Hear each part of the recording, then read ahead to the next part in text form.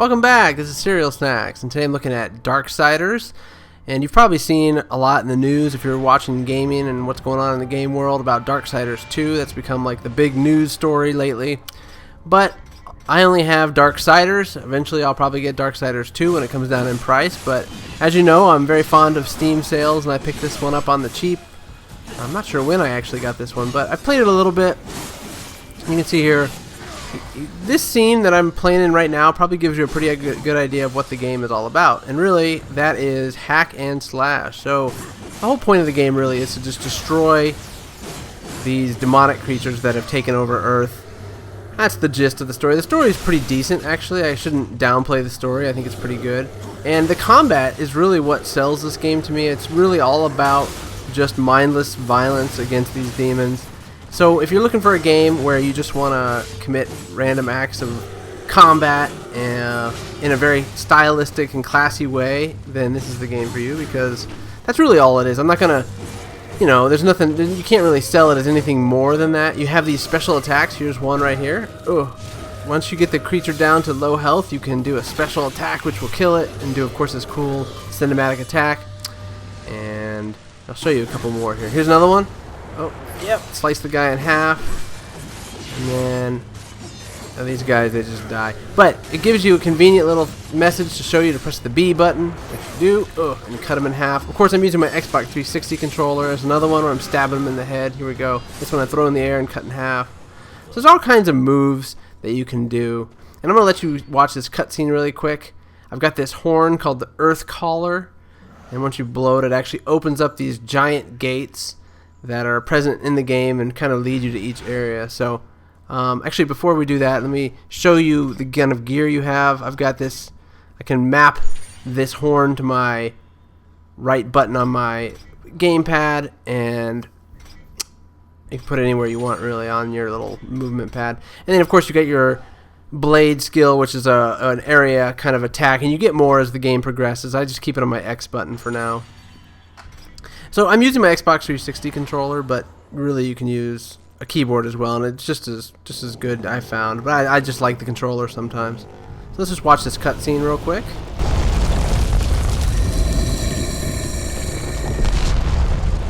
The horn call of my ancestors, awakened at last from the dreamless sleep. Then we are free. None are free while the Destroyer still breathes.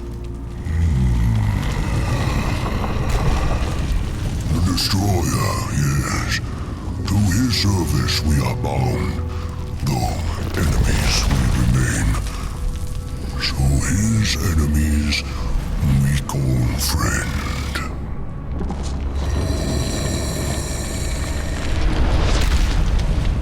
Pass now, friend. Must bring victory. Must bring freedom. So by talking about the combat in the game, I may have downplayed the story. I actually think the story is really well done. You've got this little guy that you're the incarnation of war. There's the four incarnations: death, war, pestilence, and famine. And you are obviously your war. Now this is just showing you kind of, there's swimming in the game, and there's little secrets and stuff in the game that you can go find by swimming. But you're the incarnation of war, and you've been stripped of all your power because you were called to Earth to destroy Earth, the Four Horsemen road, basically.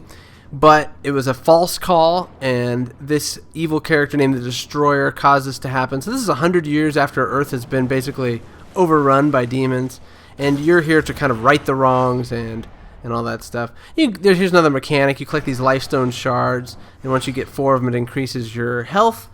And then I'm cutting really quickly to different scenes to show you some of the basics of the game. There is this On your journey, you may come into vendor possession here of certain items that are of particular interest to me. Artifacts of the Fallen Legion. If you discover any Legion artifacts, bring them to me. I will make it worth your while. There we go. I just wanted to give him a chance to talk and do his little spiel. But he's a little vendor, and the more souls you collect, there's a blue type of soul. There's blue souls, green souls, and yellow souls. And the blue souls allow you to buy certain items in the game, which then you can use. And really what it does is it unlocks the different attacks that he has in the game so that your combat can be even more stylistic and cool. I mean, that's really what it's all about, is just slaughtering in mass, right? And of course, like I said, the story is pretty decent as well. So this guy is Vulgrim. He's a demon merchant who sells you weapons and that sort of thing. So you can see here, I can't really afford a whole lot at this point in time. I can afford the Power Strike, which is a powerful home run swing, and I'll show you how this works here real quick. So I'm going to run over here and just see, there's my little home run swing.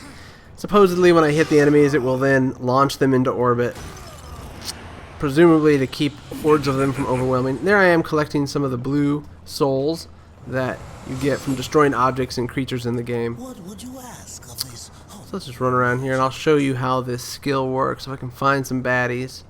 So here's some demons this way. Let's go do the little home run swing on them.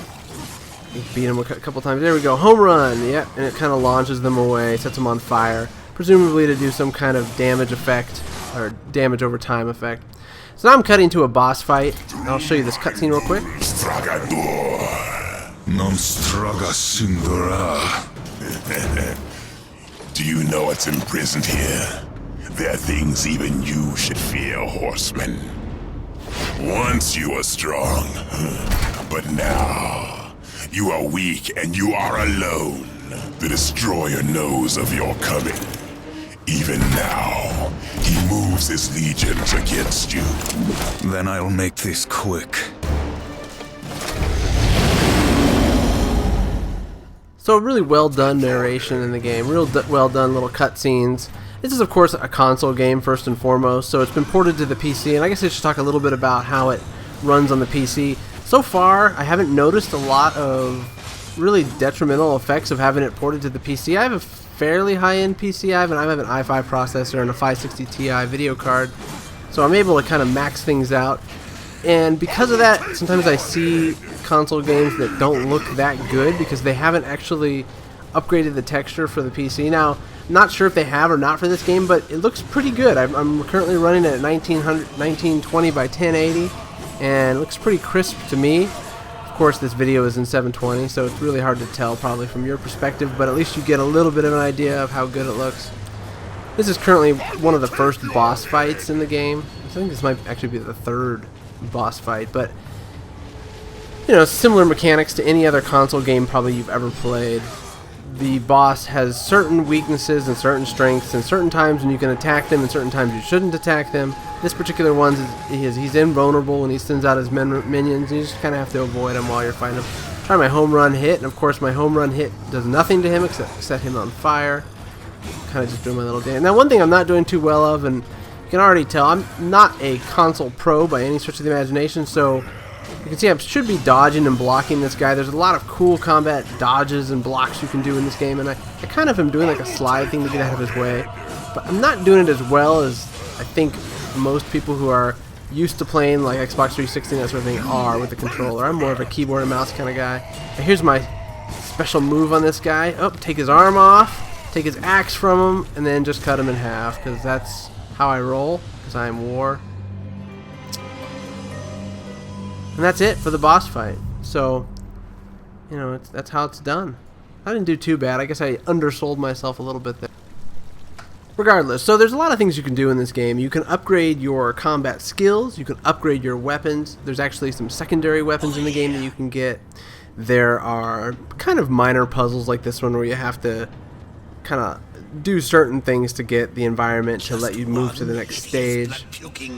And this particular one, you just have to move this gargoyle so that the blood will flow into the center of the room. But there's that, there's the swimming, there's the climbing on the walls, there's a flying kind of mechanic that they have in this game, and I'll show you that in a second. You know, it's pretty run-of-the-mill combat, you know, third-person console type game. Now, the one difference I think that a lot of people will say makes this game stand out amongst others, and I'm guessing Darksiders 2 as well, is the storyline. You're not some nameless soldier running through a nameless battlefield like a lot of console type third person games are. This is a very unique in that you are actually the god of war, or war, the incarnation of war, or whatever you want to call it. And I'm kind of running around the blood here, but it's also the art direction is really well done. So actually, you can see kind of the bad textures from the console. So my earlier comment may be wrong, but if you don't get too close to stuff like that, you probably don't notice those kind of low res textures as much as I just did. But yeah, you're playing the incarnation of war. The second game, you're playing the incarnation of death.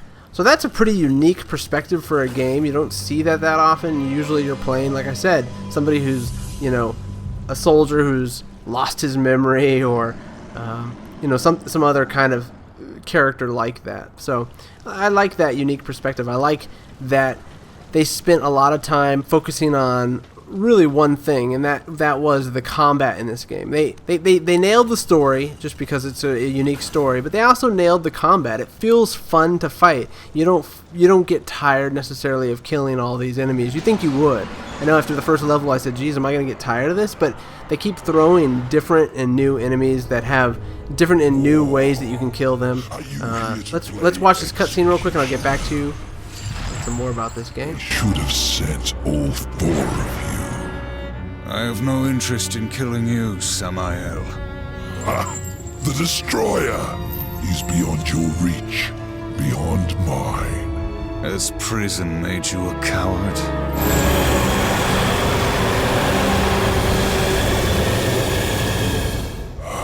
Perhaps there is a way, but you will need to get inside the Destroyer's spire. The tower is guarded by 4 of his chosen. Bring me their hearts, and ask me no questions. My reasons for helping you are my own. Where can I find these guardians? First, seek the Twilight Cathedral, where the Bat Queen Tiamat has gone to roost. The whole of her domain is a blistered inferno. By land, you will never reach it. Find the high ground with this, and bring me her still beating heart.